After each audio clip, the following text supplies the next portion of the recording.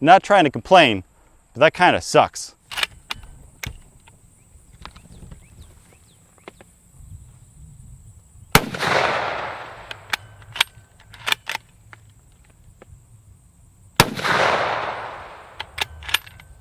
That one wasn't as bad as what I was expecting for a full-size battle cartridge.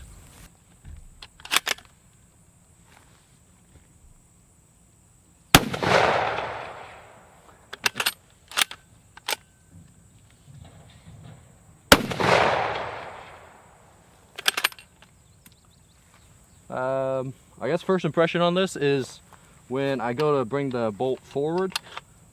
One time my hand kind of slipped off. There was not a definite stop there to the bolt, and you gotta almost grab it to deliberately manipulate it. But if you just try to slap it forward and down, you could misstep and lose time. Yeah, it's one of those weird guns. When I just shot it, handling the bolt, I was like, oh, this is different. Like you can't really palm the bolt if you're used to doing that. You have to deliberately grab it. It's real. I mean, it sounds rough, but it's a real smooth bolt. But you can't palm it. Yeah, it feels smoother than it sounds. Probably some of that smoothness is due to that it doesn't have the front locking lugs. You know, it has rear locking lugs. But yeah, it's a neat gun. I think I like this gun more now, having shot it. Like I think it's moved up my list of likes. I do like it shooting it. It is a nice firing weapon. Yeah.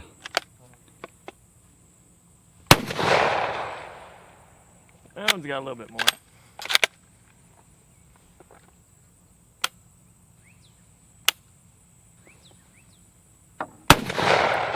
Hey. Yeah. That was good. That was better odds than the first time. That's 2 rounds that went off in a row.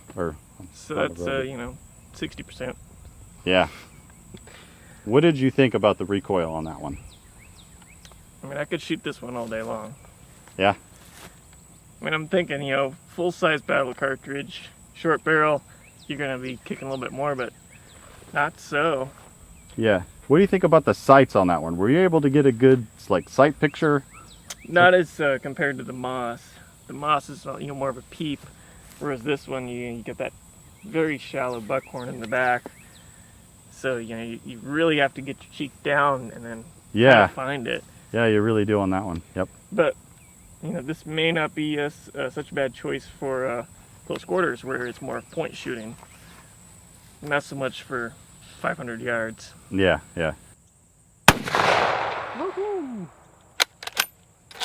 That was a little kick. Yeah.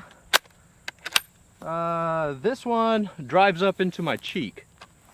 Not a whole lot of kick on my shoulder, like I expect from an M95 or so, but it definitely kind of comes up and into me. Yeah, that's exactly what I found shooting this thing. It was really unexpected, but yeah, it hit me right up in my cheekbone, and I think it's just the way the sights are so low that you really have to put your head low and really push it down into the stock in order to get a decent sight picture. Yeah, I can see that because it's coming up, but yeah.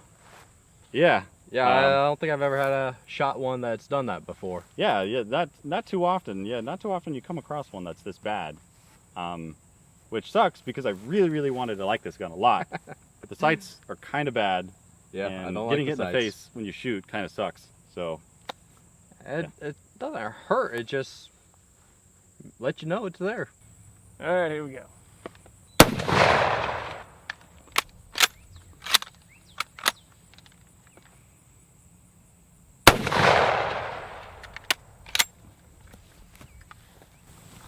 what'd you think about that one? I hate the bolt. I'd hate to be on the Eastern Front with a horde of Germans coming at you and try to be working this. Yeah, it's rough.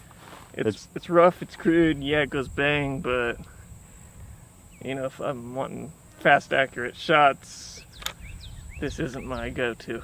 Yeah. Oh man, you're making a bunch of Mosin people angry on the internet. It must just be this rifle. Trigger's sloppy. Does have a kick.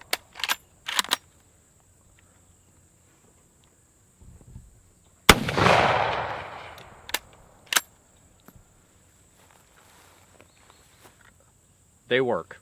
Yeah. That's about it I could say on Mosins. I'm mainly a Mauser guy. Trigger has play in Mosins just like normal. Does kick pretty good. It's a carbine after all. I would say more than the Moss and comparable to the Argentine so far. You have to kind of shove it forward, kind of hit it with your hand forward. Yeah. All right, here we go. Still getting the camera? Yep, yep. All right.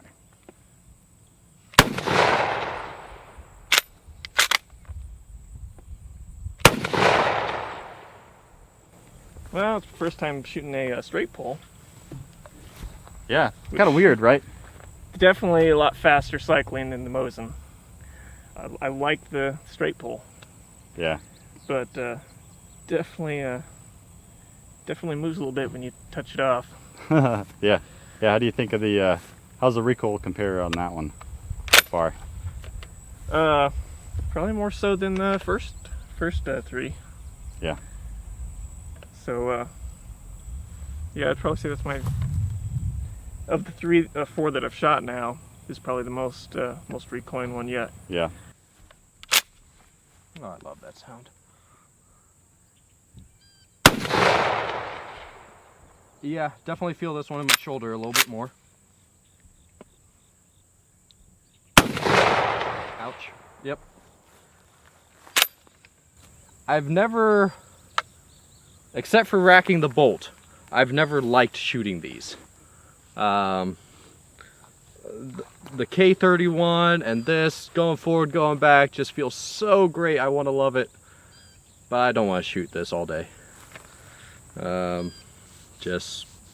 Yeah, no. Because most of them, I just felt here. This one, I kind of feel all the way down into here. Just racks the whole shoulder back.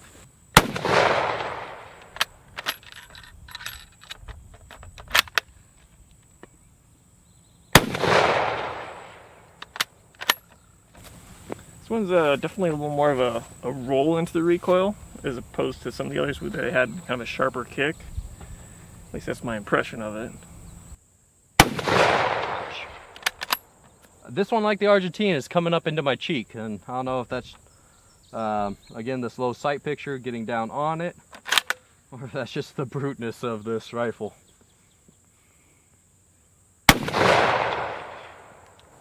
Definitely more kick than the M95. Like the Argentine, you gotta get kind of low on it. Definitely a lot lighter.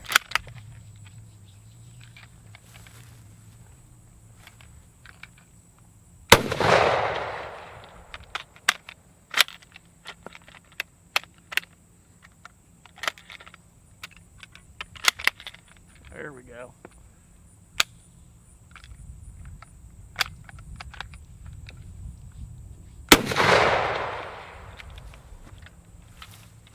This one kicks. Go ahead and shoot off the last one in there. All right.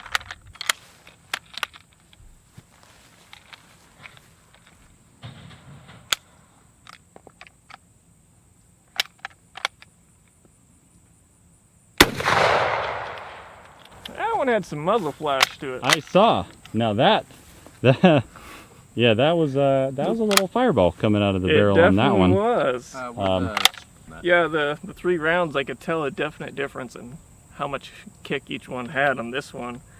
So that's milk syrup ammo for you. Yeah, yeah. What did you think about the recoil on that last one now? I think this one's the winner. Yeah. Yeah, definitely the winner. It's short, light. Be great for carrying up and down through the mountains when you want something light, but not something I want to shoot all day. Yeah, yeah, exactly.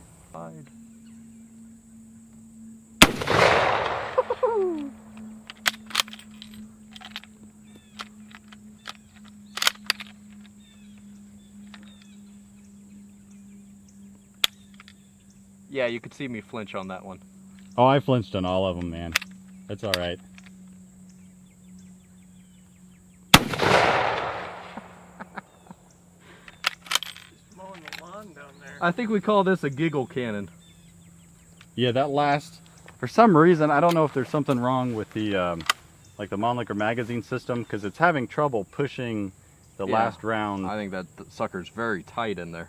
Yeah. Yeah, the clips might be too, new.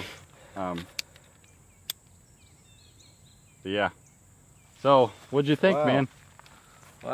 Wow. Yeah, this definitely goes my winner of the most kick. So for me, the top three most recoiling ones, the Berthier Carbine, I think all three of us, we agree. That's the Clear big winner kicker. there. Yeah, that gun is, like you said, it's like a toy. It's so thin, light, handy, like Until you light it up. Yeah. And then it's a monster. Yeah, you know, that's a really cool gun if you wanted to, you know, carry one around all day. But then once you actually, you know, have to shoot it, it's not like the most pleasant feeling gun. But for that gun's, you know, intended purpose, you know, they didn't intend it to be shot a whole lot. But For some reason, as you're saying that, it reminds me of the, I'm going to mispronounce this and they're all going to make fun of me, but they're rapier swords, those long, skinny Victorian era swords that they would carry and duel with, where you think of a sword, you think of like an Irish claymore or something like that. And this carbine reminds me of that, where it's so small, delicate, dainty, but still very lethal.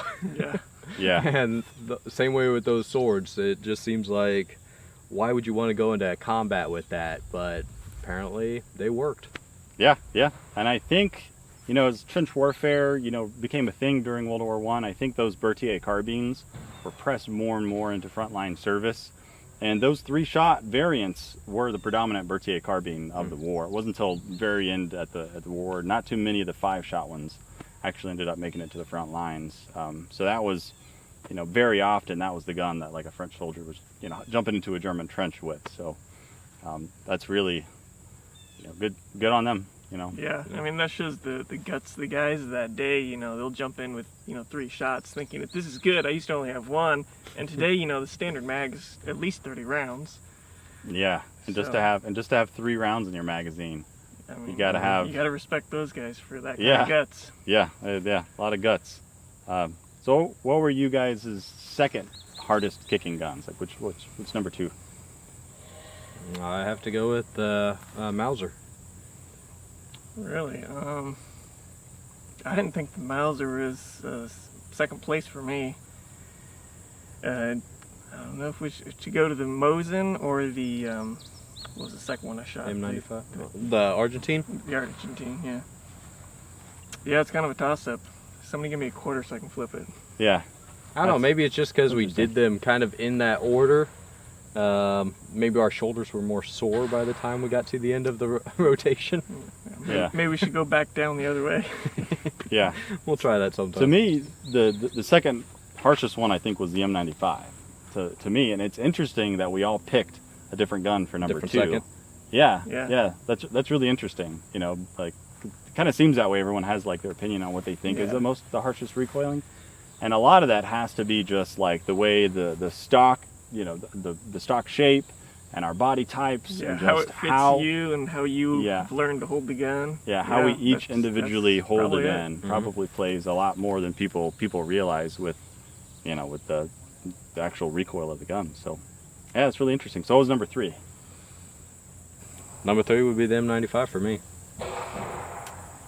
Yes, I'll probably go with the Mosin there Mosin, wow. for the number 3. Yeah, Mosin was my number 3 as well. So I liked how the K98, how the recoil rolled a little bit better as opposed to that sharp hit from the Mosin. It was quite the blast. You know, like you said, you could hear me shooting inside, and some of those guns really have a blast behind them. You know, more so than others. And it's the Mosin was definitely one of those that quite the concussion. So yeah, so I guess we all agreed the least harsh recoil was the Moss 36. The worst recoiling, the French Berthier Carbine. So the French wins the top spots on both. At least with the ammo you had today. But if anyone Yeah. wants to send you, a couple crates of everything, we'll gladly go Yes, through it I will. again. I will gladly accept ammunition donations. All this ammo I picked up over the years, and it's just various. It's all milsurp ammo though. That was the standard I was trying to pick for everything. Because commercial ammo, it can be loaded sometimes hotter, but most of the time it's not as hot as milsurp ammo. Especially ammo compared to 60, 70 years ago, compared to modern ammo. I mean, there is a difference, even though it's the same round. Yeah, because it's a lot of commercial ammo is loaded to be safe. It's more for liability reasons than for anything else. So yeah, interesting guns. What was like sight picture wise? What was you guys' favorite gun like on the sight picture wise? Because it seemed like none of us liked the Mauser sight pictures. No, can get Argentine it, or the yeah. mountain carbine I didn't like.